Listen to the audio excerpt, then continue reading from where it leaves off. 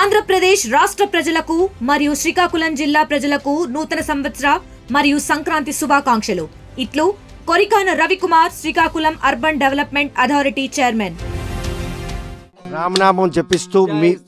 రామనామం జపిస్తూ పల్లెల్లో అడుగుపెట్టినప్పుడు ఏదైతే చిరతల శబ్దం, ఆ వేణ వాయిద్యం, ఈ రెండు విన్నంటనే పల్లె ఒక్కసారిగా మీ రాక కోసం ఉల్లికిపాటే పరిణామం ఉందా? ఉంది. హరిదాస్ గారు ఎప్పుడైతే చిటికలో ఓయించి తాంబూరు ఓయించారు, అయ్యో హరిదాస్ వచ్చేసారు, సంక్రాంతి వచ్చేసింది, ఒక ఆనందంగా చాలా జనాలు చాలా ఉత్సాహంగా ఉంటారు. మా సంక్రాంతి వచ్చేసినట్టే, హరిదాస్ వచ్చిందంటే మన పల్లెల్లో సంక్రాంతి వచ్చేసినట్టే అని చెప్పేసి చాలా అభిమానంగా చాలా చక్కగా చూస్తారు. జై శ్రీరామ్. సంక్రాంతి పర్వదినం రావాలని అనుకుంటే మాత్రం ధనుర్మాసం నెలగంటు పెట్టిన తెల్లవారుజామున పల్లెల్లోకి హరిదాస్ ప్రత్యక్షం కావడం, చేతిలో తంబురు, అదేవిధంగా చిరతలు పట్టుకుని వారి తాలూకా సంకీర్తనలు వినేందుకు పల్లెవాసులు మాత్రం పరితపిస్తుంటారు. కాకపోతే రాను రాను వారికి ఉన్నటువంటి ఆదరణ తగ్గిపోవడం మాత్రం, ఏదైతే ఆ సంస్కృతి సాంప్రదాయాన్ని పరిరక్షించుకునేందుకు విజయనగరం జిల్లా నుండి శ్రీకాకుళం వచ్చి పల్లెల్లో ఆ సాంప్రదాయాన్ని భావితరాలకు బదిలంగా ఉంచేందుకు వారు చేస్తున్న ప్రయత్నంలో మాత్రం ఆదరాభిమానాలు కొరవడుతున్నాయి. ఏడాదికి ఏడాది కూడాను దాసుల సంఖ్య కూడా తగ్గిపోతున్నారు.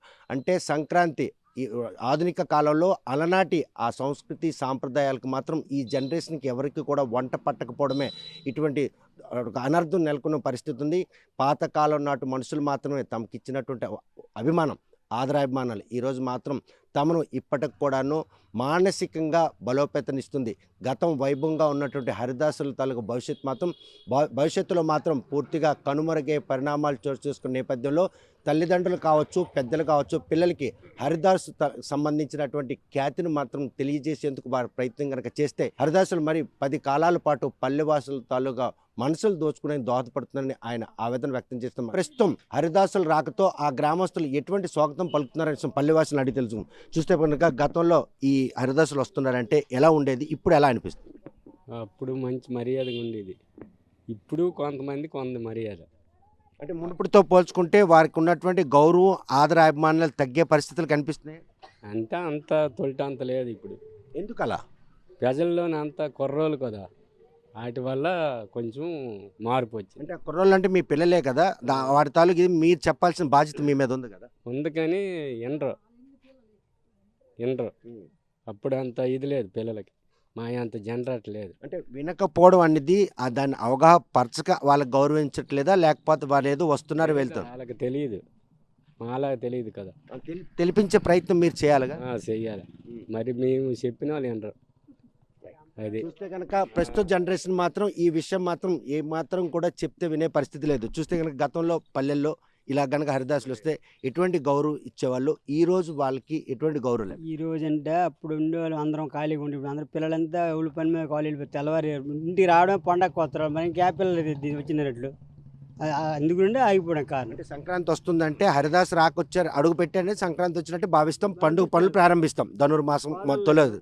ఇప్పుడు పిల్లలు లేరు, మేమే ఉన్నాం, మాకు ఇది పిల్లలకి ఎలా తెలియదు, క్యాంపులు అంటారు, ఎక్కడో విజయనగరం ఎక్కడ ఉంటారు, మరి వాళ్ళకి ఏడు తెలియదు, అందుకుంటే వాళ్ళకి తెలియదు. అంటే భవిష్యత్తులో హరిదాస్ అనేది పిల్లలకు తెలిసే పరిస్థితి మరి వాళ్ళు ఎక్కడ ఉద్యోగం చేసుకుని తెలియదు, మళ్ళీ పండుగ రోజు వస్తారు, మరి పండుగ పని తెల్లారి వాళ్ళకి ఇక్కడ ఏడు జరుగుతుంది వాళ్ళకి తెలియదు కదా. అది తల్లిదండ్రులు పోషించుకునేందుకై పల్లె నుండి పట్టణ బాటన పట్టే పిల్లలకు మాత్రం ఈరోజు ఆ హరిదాసుకు సంబంధించినటువంటి పరిస్థితి తెలిసే పరిస్థితి లేదు. ఈ నేపథ్యంలో స్థానిక మహిళలు కూడా కొంతమంది ఉన్నారు. హరిదాస్ రాక కోసం వెయిట్ చేస్తున్నాం. హరిదాస్ రాక కోసం వెయిట్ చేస్తున్నావా? అవునండి, హరిదాస్ వస్తే బియ్యాన్ని వేయాలని వెయిట్ చేస్తాను. తెల్లవారుజామున ఏదైతే ఆయన సంకీర్తనలు పాడుకుంటూ వచ్చిందంటే తెల్లవారింది, పండగ వచ్చిందంటే పరిస్థితి ఉండేది. ఉండేది సార్. ఇప్పుడు పరిస్థితి ఎలాగుంది వాళ్ళు? ఇప్పుడు వచ్చినా సరే పండగ అతను వస్తే మాకు పండగ వచ్చినట్టుగా ఉంటుందండి. అందరూ అలా ఆదరిస్తున్నారు, అభిమానిస్తున్నారు ఇప్పుడు ఆ హరిదాసులు.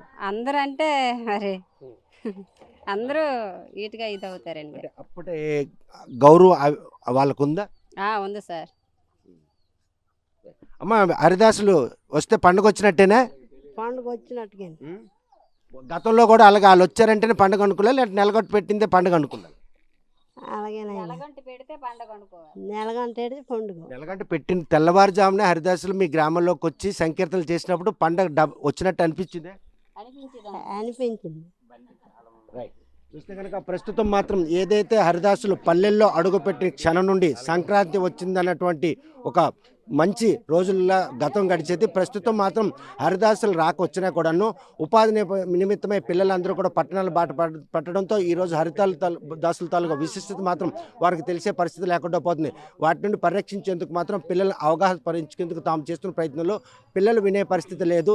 కేవలం తల్లిదండ్రులుగా ఈ గ్రామాల్లో ఉండటం తమకు మాత్రం హరిదాసుల తాలూకా ఖ్యాతి మాత్రం ఇనుమడింపేందుకు తాము చేసినటువంటి ప్రయత్నం సత్ఫలితాలు ఇస్తాయని చెప్పేసి వారు ఆశాభావం వ్యక్తం చేస్తున్నారు. మరి ఈ విషయంలో హరిదాసుల తాలూకా ఏదైతే ఆ పరంపర ఉందో ఆ పరంపర భావితరాలకి గౌరవిస్తారా, వారిని ఆదరిస్తారా లేదా అనే విషయం వేచి చూడాల్సింది. వీడియో జర్నలిస్ట్ రామకృష్ణతో సత్యం, RTV శ్రీకాకుళం. చరిత్ర సృష్టించినోడు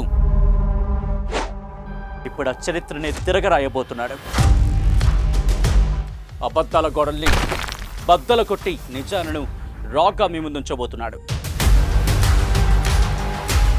నిజమైన వార్తల కోసం వెంటనే డౌన్లోడ్ చేసుకోండి రా యాప్ని.